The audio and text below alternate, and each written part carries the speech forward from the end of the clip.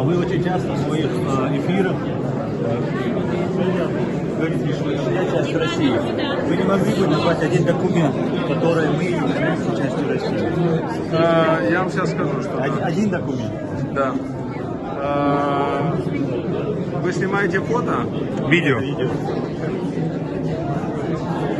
Меня зовут Артем Асан, я правозащитник. Возглавляю правозащитную организацию. Сейчас. Нет, ну это очень много раз просто было в эфире. Дмитрий очень хорошо относится к Сейчас. Минуту. Отвечаю вам. Я считаю великий чеченский народ пострадавшим от Российской Федерации. Я считаю, что десятки тысяч убитых чеченцев на совести России. Это мое твердое мнение. И высылка чеченского народа Сталиным во время Второй мировой войны еще один акт геноцида чеченского народа.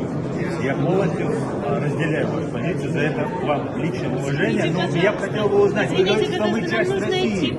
Скажите, пожалуйста, это голословное утверждение, или я, как юрист, хотел бы знать документ, что мы являемся частью России?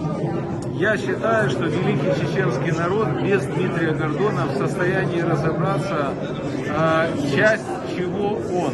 Я считаю, что сам по себе великий чеченский народ достоин того, чтобы быть целым. Спасибо. До свидания.